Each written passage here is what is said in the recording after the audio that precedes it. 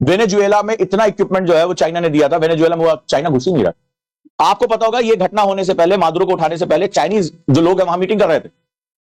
जैसे वो वहां से निकले इनको उठा लिया, यानी सब कुछ पता था कौन है। यानी अमेरिका चाइनीज के जाने का वेट कर रहा था, मीटिंग हो रही थी वहां फर्स्ट क्लास, और वो मीटिंग से जब निकले तब उसको उठा लिया रात में। उसके बाद 100% इंटेलिजेंस थी। चाइना ने इतना कुछ स्टेक वेनेजुएला में लगा रखा था, चाइना कुछ नहीं, कोई स्टेटमेंट नहीं, सिर्फ थोड़ा बहुत कि हम भर्त्सना करते हैं, ये वर्ल्ड ऑर्डर के खिलाफ अब दुनिया भर का बातें की। तो तुम्हें संदिग्ध नहीं लग रहा होगा वो ये घटना उस समय भी हो सकती है जब चाइनीज वहां थे, निकलने दिया उनको, चलो तुम निकलो, तुमसे मैं नहीं लड़ना है। तो इसका तुम्हें बताता हूं कि वर्ल्ड पॉलिटिक्स में इस समय भयानक खेल चल क्या रहा था, डोनाल्ड ट्रंप कर क्या रहा था। और वो कॉन्सेप्ट आता है G2 का, द कॉन्सेप्ट ऑफ G2। अब ये G2 दुनिया में है नहीं, ये आभासी स्वरूप में, आपने G7 G8 था, G7 कर दिया गया, G20 नाम सुना होगा, G2। तो ये ग्लोबल हमेशा रहा, पहले जो था जो हमारा यूएसएसआर था और जो अमेरिका था, ये एक्चुअली दो ग्लोबल पावर्स। लेकिन अभी तुम्हें लग रहा होगा कि अमेरिका और चाइना के बीच में बहुत दुश्मनी है, बहुत तनातनी है, सब बेकार की बात है। पॉलिटिक्स, डिप्लोमेसी, इकोनॉमिक्स और कल्चर अलग अलग चलते हैं, ये बात आप याद रखिएगा। तो G2 का जो कॉन्सेप्ट है, बेसिकली एक तरफ यूएस और दूसरी तरफ चाइना, दोनों की जो इकोनॉमी है नियरली $20 ट्रिलियन की है।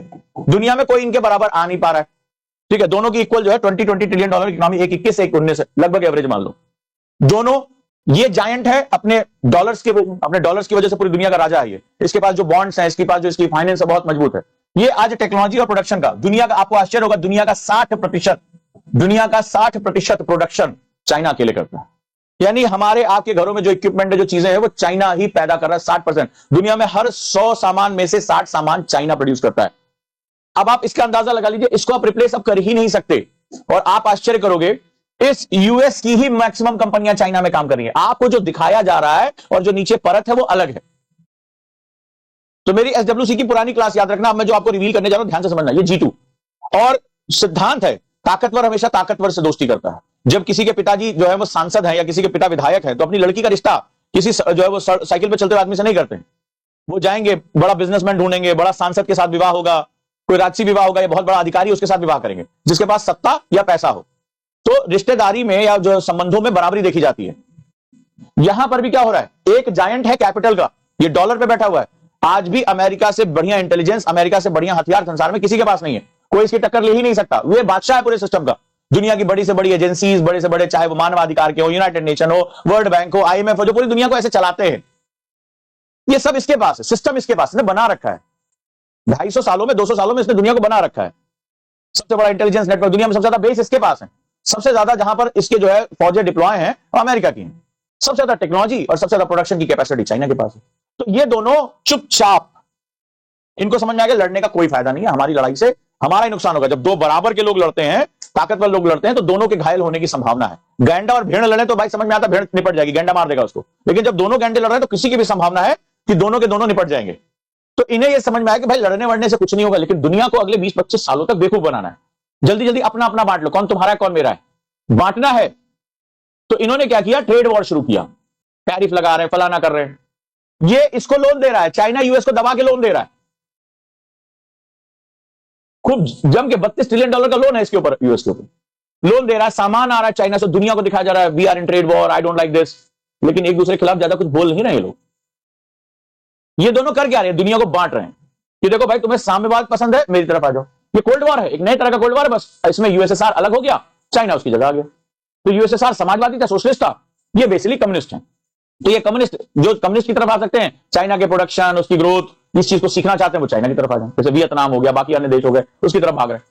जो पश्चिमी अफ्रीका के देश हैं, उत्तरी अफ्रीका के देश हैं, इसकी तरफ भाग गए। साउथ अमेरिका के देश की तरफ भाग रहे, जो अमेरिका से नफरत करते हैं।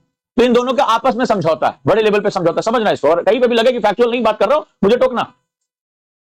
तो जो लोग अमेरिका के पूंजीवाद से नफरत कर रही है, कौन है पूंजीवाद? सारा गेम इकोनॉमिक्स का है।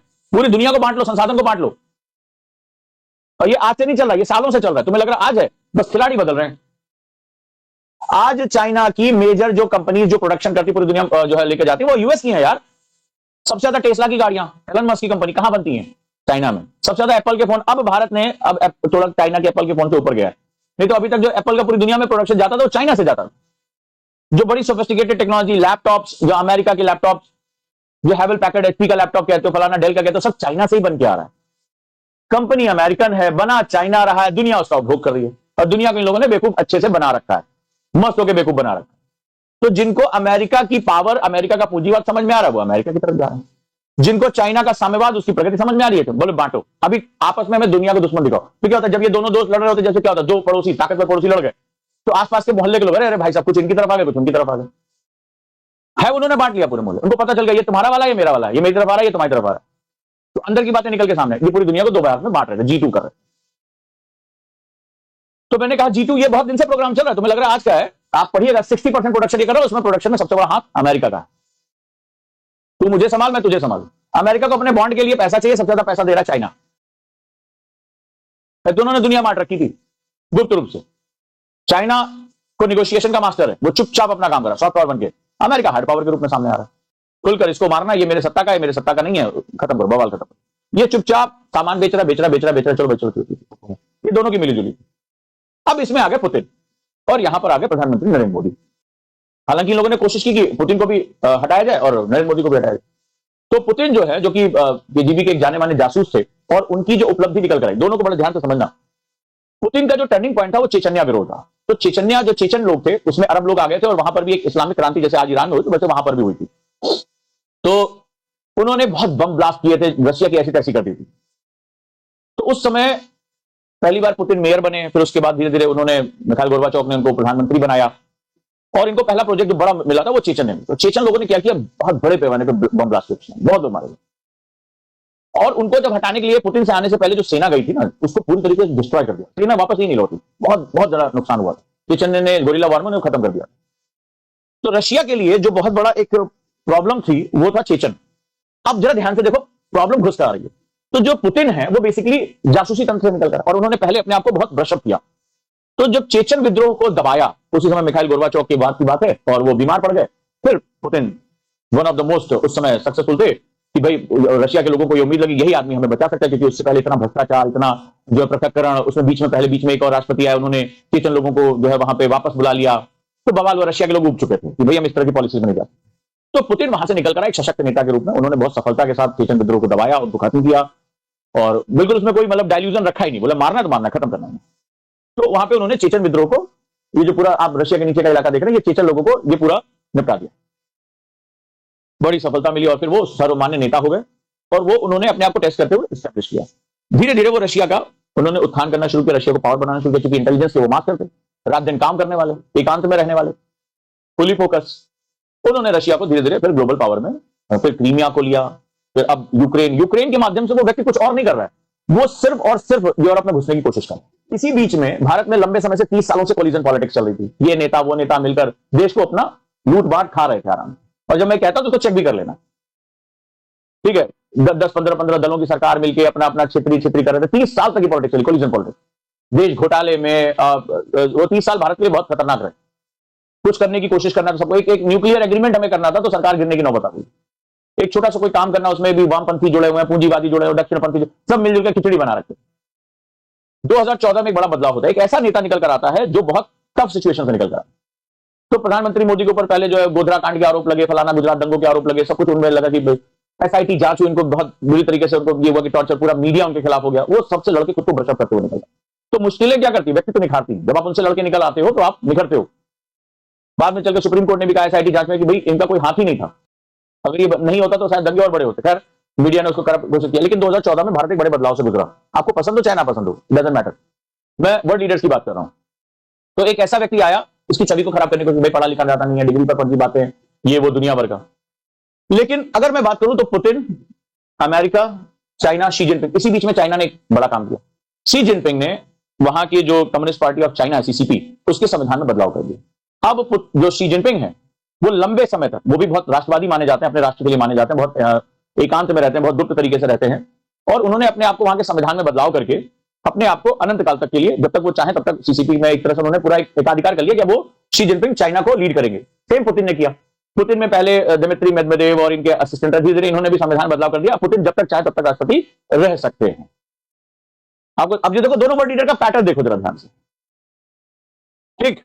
भारत में चूंकि लोकतांत्रिक व्यवस्था, भारत में बहुत सी ऐसी फॉल्ट लाइन्स थी जो बहुत गहरी थी। भारत को समझने के लिए भारतीय चाहिए था। इत्तेफाक से मुझे कहने में कोई संकोच नहीं इस मंच से कि मूल भारतीय इस आजादी के बाद से कोई आया ही नहीं जल्दी। जो भी आए वो वेस्टर्न या तो माइंडसेट से इन्फ्लुएंस थे, या वहां से वो गवर्न होते थे। और ये मैं नहीं कह रहा, ये डॉक्यूमेंट्स कह रहे हैं भाई। एक ही व्यक्ति आया था जो फुली जो भारत के मूल तत्व को समझते हुए भारत को आगे लेके जाना चाहता था, और वो थे हमारे स्वर्गीय प्रधानमंत्री लाल बहादुर शास्त्री जी। लेकिन जो एलीट डायनेस्टिक पॉलिटिक्स थी, भारत लोकतंत्र में कभी गया ही नहीं एक्चुअली में, वो डायनेस्टिक पॉलिटिक्स थी, जिसकी लाठी उसकी भैंस। वो एक तरह से राजशाही को लोकतंत्र का नाम दिया गया था, बनना मुझे ही है, मेरा ही होना है, मैं जो चाहे वो कर दूं। और वो पूरा सिस्टम भी वहां तैयार किया गया, मीडिया का, इंटेलेक्चुअल्स का, कि ऐसे ही चलना है। आपको बुरा लगे लेकिन आप तैयार करके देख लीजिएगा, इनसे इतनी हिम्मत नहीं हो पा रही कि बंगाल में राष्ट्रपति शासन लगा दे। मुख्यमंत्री फाइल लेकर भाग रहा है डीजीपी के साथ मिलकर, राष्ट्रपति शासन, अपराध हो रहे हैं, महिलाओं के खिलाफ इतने अपराध हो रहे हैं, लेकिन हिम्मत नहीं। और वहां पर एक डायनेस्टी थी कि भाई प्रधानमंत्री उतरे एयरप्लेन से कांग्रेस के, और अचानक से मुख्यमंत्री नहीं पहुंचा, उसको राष्ट्रपति शासन लगा दिया। ये डायनेस्टी की तो है, राजा को पसंद नहीं आया, लगा दिया। तो आप जो लोग बात करते हैं मीडिया में, अब वो ज्यादा पढ़े लिखे लोग मीडिया में आते नहीं है, तो यहां पर एक लीडर आपको मिलता हुआ दिखाई पड़ रहा है, इधर डोनाल्ड ट्रंप आ जाते हैं।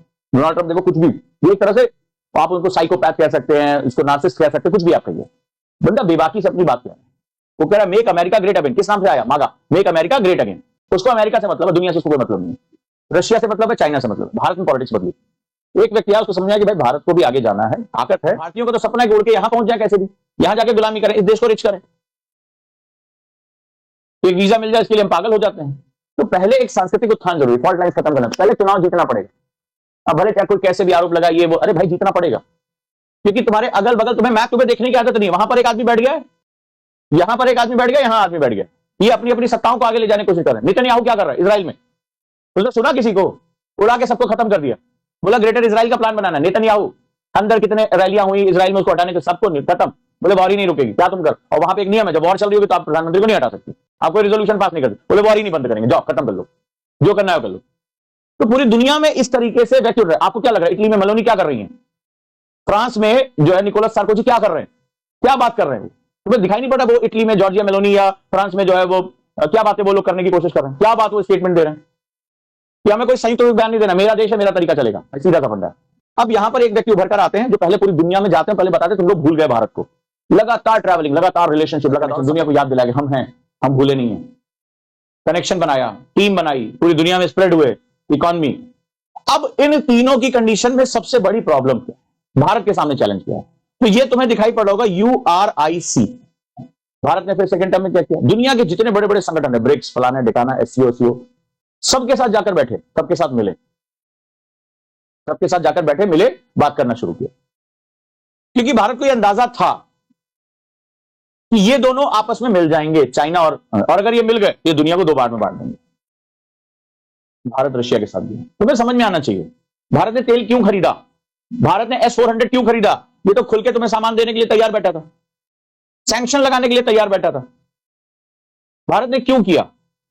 क्योंकि रशिया ज्योग्राफिकली और एंशिएंट रूप से दुनिया में सबसे बड़ा न्यूक्लियर बॉम्ब इसके पास है, मिसाइल इसके पास है, टेक्नोलॉजी इसके पास।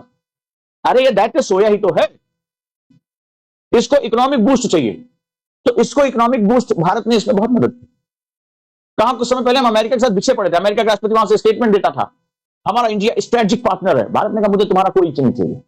पहले भारत ने पहले पाकिस्तान शब्द को अपनी डिक्शनरी से हटा के फेंक दिया, बात ही नहीं करेंगे, सीधे लाभ, कोई बात नहीं, बहुत सालों तक बात की।